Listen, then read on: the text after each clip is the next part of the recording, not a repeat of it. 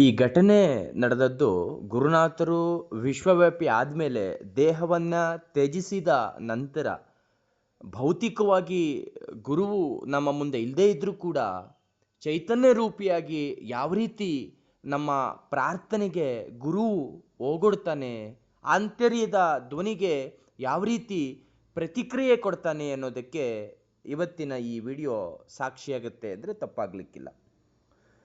ಗುರುವಿಗೆ ಸಮನಾರಿಲ್ಲಂತೆ, ಗುರು ಪಾದವ ನಂಬಿರಬೇಕಂತೆ ಎನ್ನುವಂತಹ ಒಂದು ಮಾತನ್ನ ನಂಬಿದ್ರೆ ಸಾಕು, ಶಿಷ್ಯನ ಜೀವನ ಧನ್ಯ ಆಗತ್ತೆ. ಮಹಾತ್ಮರು ಹೇಳುವಂತೆ ಲೌಕಿಕಕ್ಕೆ ಪೆಟ್ಟು ಬಿದ್ದಾಗ ಮಾತ್ರ ಆಧ್ಯಾತ್ಮಕ್ಕೆ ಕೆಲವೊಮ್ಮೆ ಮೆಟ್ಟಿಲಾಗುತ್ತೆ ಅಂತಕ್ಕಂಥದ್ದು ಸತ್ಯ. ಇಬ್ಬರು ದಂಪತಿಗಳು ಇರ್ತಾರೆ. ಆ ದಂಪತಿಗಳಿಬ್ಬರೂ ಕೂಡ ಶಿಕ್ಷಕ ವೃತ್ತಿಯನ್ನು ಮಾಡ್ತಾ ಇರ್ತಾರೆ. ಹೆಂಡತಿ ಶಾಲೆಯಲ್ಲಿ ಟೀಚರ್ ಆಗಿ ಕೆಲಸವನ್ನು ಮಾಡ್ತಾ ಇದ್ರೆ, ಅವರ ಗಂಡ ಶಾಲೆಯಲ್ಲಿ ಹೆಡ್ ಮಾಸ್ಟರ್ ಆಗಿ ಕೆಲಸವನ್ನು ಮಾಡ್ತಾ ಇರ್ತಾರೆ ಬೇರೆ ಬೇರೆ ಶಾಲೆಯಲ್ಲಿ. ಇಬ್ಬರೂ ಕೂಡ ದೈವಭಕ್ತರಾಗಿರ್ತಾರೆ. ಆದರೆ ಗುರುನಾಥರ ಬಗ್ಗೆ ಇವರಿಗೆ ತಿಳಿದಿರೋದಿಲ್ಲ. ಬಹುಶಃ ಇವರ ಮಗನಿಂದಲೇ ಇವರು ಆಧ್ಯಾತ್ಮದ ಕಡೆಗೆ ವಾಲುವಂತಾಯಿತು, ಮತ್ತೆ ಗುರುಗಳ ಕಡೆಗೆ ವಾಲುವಂತಾಯಿತು ಅಂತಕ್ಕಂಥದ್ದು ಸತ್ಯವೇ ಅಂದ್ರೂ ಕೂಡ ಸುಳ್ಳಾಗ್ಲಿಕ್ಕಿಲ್ಲ. ಸಂಸಾರ ಆನಂದದಾಯಕವಾಗಿ ಸಾಕ್ತಾ ಇರುವಂತಹ ಸಂದರ್ಭದಲ್ಲಿ ಇದ್ದ ಒಬ್ಬನೇ ಒಬ್ಬ ಮಗ ಅತ್ಯಂತ ಪ್ರೀತಿಯಿಂದ ಆತನನ್ನು ಬೆಳೆಸಿರ್ತಾರೆ. ಆತ ಬೆಳೀತಾ ಬೆಳೀತಾ ದುಷ್ಟ ಗೆಳೆಯರ ಸಹವಾಸವನ್ನ ಮಾಡಿ ಓದಿನ ಕಡೆಗೆ ಗಮನವನ್ನು ಹರಿಸ್ತಾರ. ತಂದೆ ತಾಯಿಗಳಿಗೆ ಎದುರು ಮಾತಾಡುವಂಥದ್ದು, ಮಾತನ್ನ ಕೇಳದೇ ಇರ್ತಕ್ಕಂಥದ್ದು, ಸರಿಯಾಗಿ ಶಾಲೆಗೆ ಹೋಗದೇ ಇರುವಂಥದ್ದು, ಈ ರೀತಿಯ ದುಷ್ಟ ಚಟಗಳನ್ನು ಕಲಿತು ಅದಕ್ಕೆ ದಾಸನಾಗಿರುವಂತಹ ಸಂದರ್ಭದಲ್ಲಿ ತಂದೆ ತಾಯಿಗಳಿಗೆ ಚಿಂತೆಯಾಗುತ್ತೆ. ಇರ್ತಕ್ಕಂಥ ಒಬ್ಬನೇ ಒಬ್ಬ ಮಗ ಈ ದಾರಿಯನ್ನು ಹಿಡ್ಕೊಂಡು ಹೋಗ್ತಾ ಇದ್ರೆ ನಮ್ಮ ಅಭಿವೃದ್ಧಿ ಯಾವ ರೀತಿ ಆಗುತ್ತೆ, ನಮ್ಮ ಮಗನ ಮುಂದಿನ ಜೀವನ ಯಾವ ರೀತಿ ಆಗುತ್ತೆ ಅಂತೇಳಿ ತಂದೆ ತಾಯಿಗಳು ಚಿಂತೆಯನ್ನು ಮಾಡಿ ತಮಗೆ ಗೊತ್ತಿರ್ತಕ್ಕಂಥ ಎಲ್ಲ ಜ್ಯೋತಿಷಿಗಳ ಹತ್ರವೂ ಕೂಡ ಅವನ ಜಾತಕವನ್ನು ತೋರಿಸ್ತಾರೆ. ಅವರು ಹೇಳದಂತೆ ಹೋಮ ಹವನ ಎಲ್ಲವನ್ನ ಮಾಡ್ತಾರೆ. ಕಂಡ ದೇವರಿಗೆಲ್ಲ ಹರಕೆಯನ್ನು ಹೊರ್ತಾರೆ. ಹಲವು ಪುಣ್ಯಕ್ಷೇತ್ರಗಳನ್ನ ದರ್ಶನವನ್ನ ಮಾಡಿ ಬರ್ತಾರೆ. ಆದರೂ ಕೂಡ ಮಗನ ನಡವಳಿಕೆಯಲ್ಲಿ ಕಿಂಚಿತ್ತೂ ಕೂಡ ಬದಲಾವಣೆ ಆಗೋದಿಲ್ಲ. ಹಿಂಗೆ ಚಿಂತಾಕ್ರಾಂತರಾಗಿರ್ತಕ್ಕಂತಹ ದಂಪತಿಗಳಿಗೆ ಗುರುನಾಥರ ಭಕ್ತರೊಬ್ಬರ ಸಂಪರ್ಕ ಬೆಳೆಯುತ್ತೆ, ಪರಿಚಯ ಆಗುತ್ತೆ. ಅವರಿಂದ ಗುರುನಾಥರ ಬಗ್ಗೆ ಅನೇಕ ತತ್ವ ವಿಚಾರಗಳು ಇವರಿಗೆ ದೊರೆಯುತ್ತಾದ್ರೂ ಕೂಡ ಮನಸ್ಸಿನ ಕಳವಳ ಹಂಗೇ ಇರುತ್ತೆ.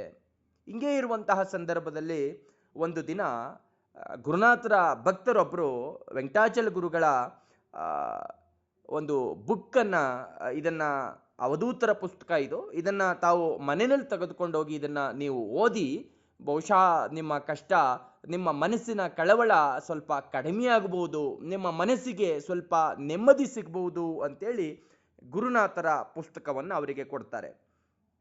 ಆ ಪುಸ್ತಕದ ಮುಖಪಟವನ್ನ ನೋಡಿದ ಕ್ಷಣ, ಆ ಪುಸ್ತಕದ ಮುಖಪಟದಲ್ಲಿ ಇದ್ದಂತಹ ಗುರುಗಳ ಆ ಭಾವಚಿತ್ರವನ್ನ ನೋಡಿ ಆ ಚಿತ್ರಕ್ಕೆ ನಮಸ್ಕಾರವನ್ನ ಮಾಡಿ ಗುರುಗಳ ಆ ಮುಂದೆ ಆ ದಂಪತಿಗಳು ಪ್ರಾರ್ಥನೆ ಮಾಡ್ತಾರೆ. ನಮ್ಮ ಮಗನ ಭವಿಷ್ಯ ಉಜ್ವಲವಾಗುವಂತೆ, ಆತ ಸರಿದಾರಿಗೆ ಬರುವಂತೆ ತಾವು ಆಶೀರ್ವಾದ ಮಾಡಬೇಕು ಅಂತೇಳಿ ಗುರುನಾಥರಲ್ಲಿ ಅರ್ಕೆಯನ್ನು ಮಾಡಿಕೊಂಡು ಭಕ್ತಿ ಭಾವದಿಂದ ಆ ಪುಸ್ತಕದ ಪಾರಾಯಣವನ್ನ ಮಾಡ್ತಾರೆ.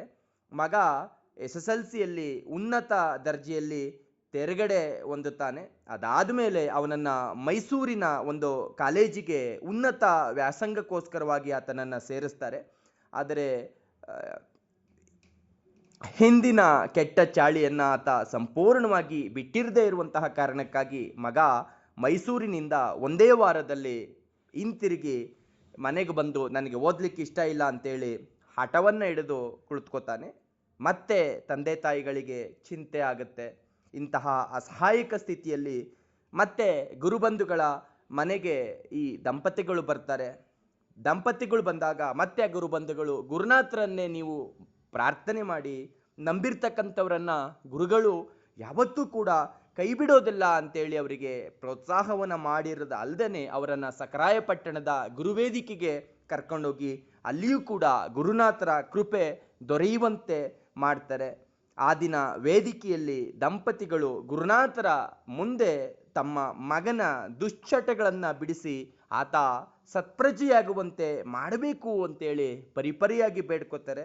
ಈ ದಂಪತಿಗಳು ತಮ್ಮ ಸ್ಥಳವನ್ನು ಸೇರಿದ ಮರುದಿನ ಈ ಪತ್ನಿಗೆ, ಯಾವ ದಂಪತಿಗಳ ಪತ್ನಿಗೆ, ನಾವಿಂತಹ ನತದೃಷ್ಟರು, ಗುರುನಾಥರಂತಹ ಮಹಾನುಭಾವರು ನಮ್ಮೂರಿಂದ ಹತ್ತಿರ ಇರತಕ್ಕಂತಹ ಸ್ಥಳದಲ್ಲೇ ಇದ್ರೂ ಕೂಡ, ಈ ಸ್ಥಳಕ್ಕೆ ಅನೇಕ ಬಾರಿ ಬಂದಿದ್ರೂ ಕೂಡ ನಮಗೆ ಅವರನ್ನ ಭೌತಿಕವಾಗಿ ಕಾಣ್ಲಿಕ್ಕಾಗ್ಲೇ ಇಲ್ವಲ್ಲ ಅಂತೇಳಿ ಪಶ್ಚಾತ್ತಾಪ ಪಡ್ತಾರೆ.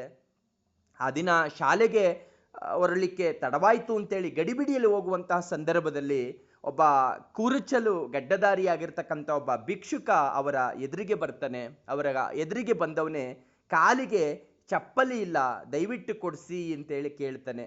ಶಾಲೆಗೆ ತಡವಾಗಬಹುದು ಅಂತೇಳಿ ಆ ಭಿಕ್ಷುಕನ ಕಡೆಗೆ ಗಮನವನ್ನು ಕೊಡದರ 2 ಹೆಜ್ಜೆ ಮುಂದೆ ಹೋಗಿ ಮತ್ತೆ ತಮ್ಮ ಪಾದವನ್ನು ಹಿಂದಕ್ಕೆ ತಗೊಳ್ತಾರೆ. ಗುರುನಾಥರು ಆಗಾಗ ಹೇಳ್ತಾ ಇದ್ದಂತಹ ಮಾತು ಅವರಿಗೆ ನೆನಪಿಗೆ ಬರುತ್ತೆ.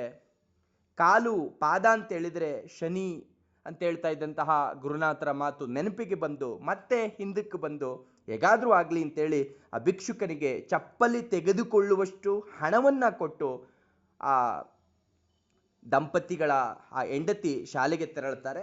ಆತ ಕೈ ಎತ್ತಿ ಆಶೀರ್ವಾದವನ್ನು ಮಾಡಿ ಹೊರಡ್ತಾನೆ. ಅಲ್ಲಿಂದ ಶಾಲೆಯನ್ನು ಮುಗಿಸಿ ಮನೆಗೆ ಹಿಂತಿರುಗಿದಂತಹ ಸಂದರ್ಭದಲ್ಲಿ ಆ ಪತ್ನಿ ಧ್ಯಾನಕ್ಕೆಂದು ಕುಳಿತಾಗ ಗುರುನಾಥರು ಧ್ಯಾನದಲ್ಲಿ ಕಾಣಿಸ್ಕೊಂಡು ದರ್ಶನ ಐತೆ ಅಂತೇಳಿ ಮಾಯ ಆಗ್ತಾರಂತೆ. ಇದಾದ ನಂತರ ಇವರ ಮಗನನ್ನು ಒತ್ತಾಯದಿಂದ ಮತ್ತೊಮ್ಮೆ ಕಾಲೇಜಿಗೆ ಸೇರಿಸಿ ಅಲ್ಲಿ ಪರಿಚಯ ಇದ್ದಂತಹ ಪರಿಚಯಸ್ಥರ ಮನೆಯಲ್ಲೇ ಆತನಿಗೆ ವಾಸ್ತವ್ಯಕ್ಕೆ ವ್ಯವಸ್ಥೆಯನ್ನು ಮಾಡ್ತಾರೆ. ಅವತ್ತಿನಿಂದ ಆ ಮಗನ ಅವಗುಣಗಳು ಕಡಿಮೆಯಾಗ್ತಾ ಇದ್ದು, ಆತನಲ್ಲಿ ದೈವ ಶ್ರದ್ಧೆ ಹೆಚ್ಚಾಗ್ತಾ ಇದ್ದು, ಓದಿನ ಕಡೆಗೂ ಕೂಡ ಆತ ಗಮನ ಹರಿಸಿ ಈಗ ಒಳ್ಳೆಯ ವಿದ್ಯಾರ್ಥಿಯಾಗಿ ಹೆಸರನ್ನು ಗಳಿಸ್ತಾ ಇದ್ದಾನೆ ಎನ್ನುವಂಥದ್ದು ದಂಪತಿಗಳ ಮನದ ಆ ಮಾತು ಅನ್ನುವಂಥದ್ದು. ಹಿಂಗೆ ಕಳೀತಾ ಇರಬೇಕಾದ್ರೆ ಸಂಕ್ರಾಂತಿಯ ದಿನದಂದು ಯಾರಾದರೂ ಕೂಡ ಬ್ರಾಹ್ಮಣರಿಗೆ ಭೋಜನಕ್ಕೆ ದವಸ ಧಾನ್ಯವನ್ನು ಕೊಡಬೇಕು ಅಂತೇಳಿ ಆ ದಂಪತಿಗಳ ಮನಸ್ಸಲ್ಲಿ ಆ ಭಾವ ಬರುತ್ತೆ. ಆಗ ಸಂಕ್ರಾಂತಿಯ ದಿನ ಮನೆಯೊಳಗೆ ಪೂಜೆಯನ್ನು ಮುಗಿಸಿ ತುಳಸಿ ಪೂಜೆಗೆಂದು ಹೊರಗಡೆ ಬಂದಂತಹ ಸಂದರ್ಭದಲ್ಲಿ ಭಿಕ್ಷುಕನೊಬ್ಬ ಇವರ ಮನೆ ಮುಂದೆ ಬಂದು ಊಟಕ್ಕೇನಾದರೂ ಕೂಡ ದವಸವನ್ನು ನೀಡಿ ಅಂತೇಳಿ ಆತ ಕೇಳ್ತಾನೆ. ಆಗ ಆ ಪತ್ನಿ ಒಳಗಿಂದ ಎಳ್ಳು ಬೆಲ್ಲ ಮತ್ತು ಸ್ವಲ್ಪ ಹಣವನ್ನು ತಂದು ಕೊಟ್ಟಾಗ ಆ ಭಿಕ್ಷುಕ ತಾಯಿ ಅಕ್ಕಿ ಕೊಡಿ ಅಂತೇಳಿ ಆತ ಕೇಳ್ತಾನೆ. ಆಗ ಮತ್ತೊಮ್ಮೆ ಒಳಗಡೆ ಬಂದು ಈಕೆ ಅಕ್ಕಿ ಮತ್ತು ಬೆಲ್ಲವನ್ನು ತಟ್ಟೆಯೊಂದಿಗೆ ಸೇರಿಸಿ ಭಿಕ್ಷುಕನಿಗೆ ಕೊಡಲು ಬಂದಂತಹ ಸಂದರ್ಭದಲ್ಲಿ, ಓಹೋ, ಅಕ್ಕಿ ಜೊತೆ ಬೆಲ್ಲವನ್ನು ಕೊಡ್ತಾ ಇದ್ದೀರಾ, ಎಲ್ಲ ಒಳ್ಳೆಯದಾಗಲಿ ಅಂತೇಳಿ ಅವರ ಮನೆಯೆಲ್ಲವನ್ನು ವೀಕ್ಷಣೆ ಮಾಡಿ, ನಾನೂ ಒಬ್ಬ ಬ್ರಾಹ್ಮಣನೇ, ನೀನಂದುಕೊಂಡದ್ದು ನೆರವೇರುತ್ತಲ್ಲ ಅಂತೇಳಿ ಆತ ಹೊರಟೇ ಬಿಡ್ತಾನೆ. ಈ ಘಟನೆಯಾದ ನಂತರ ಈ ವ್ಯಕ್ತಿ ಯಾರು ಎನ್ನುವಂತಹ ತಳಮಳ ತಾಳಲಾರದೆ ಆ ದಂಪತಿಗಳ ಆ ಪತ್ನಿ ಧ್ಯಾನಕ್ಕೆ ಕುಳಿತಾಗ ಮತ್ತೆ ಗುರುನಾಥರು ದರ್ಶನ ಇತ್ತು. ದರ್ಶನವಿತ್ತದ್ದು ನಾನೇ, ಗೋಚರ ಆಯ್ತಾ, ಗೊತ್ತಾಯ್ತಾ ನಿನಗೆ ಅಂತ ಹೇಳ್ತಾರಂತೆ. ಈಗ ಇವರಿಗೆ ಗುರುನಾಥರೇ ಸರ್ವಸ್ವ ಆಗಿರೋದಲ್ಲದೆ ಹಾಗಾಗಿ ದರ್ಶನವೂ ಕೂಡ ಇವರಿಗೆ ಧ್ಯಾನದಲ್ಲಿ ಆಗ್ತಾ ಇರುತ್ತೆ. ಅದರ ಜೊತೆಗೆ ಮಾರ್ಗದರ್ಶನವೂ ಕೂಡ ಇವರಿಗೆ ದೊರೀತಾ ಇರುತ್ತೆ ಎನ್ನುವಂಥದ್ದು. ಹಂಗಾಗಿ ಗುರುನಾಥರು ಜೀವಂತವಾಗಿ ಇಲ್ಲದೇ ಇದ್ರೂ ಕೂಡ ಅವರ ನಂಬಿರ್ತಕ್ಕಂತಹ ಭಕ್ತರನ್ನ ಅವರು ಕಾಪಾಡ್ತಾ ಇರ್ತಕ್ಕಂಥ ಆ ಒಂದು ಶಕ್ತಿ ಕಡಿಮೆಯಾಗಿಲ್ಲ ಅಂದರೆ ತಪ್ಪಾಗ್ಲಿಕ್ಕಿಲ್ಲ. ಸದ್ಗುರು ಜೀವಿತಾವಧಿಯಲ್ಲಿ ಆತನ ಕಾರ್ಯವ್ಯಾಪ್ತಿ ಚಿಕ್ಕದಿರುತ್ತೆ, ಆದರೆ ದೇಹ ತ್ಯಜಿಸಿದ ನಂತರ ಆತನ ಕಾರ್ಯವ್ಯಾಪ್ತಿ ವಿಶ್ವವ್ಯಾಪ್ತಿ ಆಗುತ್ತಾ ಬರುತ್ತೆ ಎನ್ನುವಂಥದ್ದು.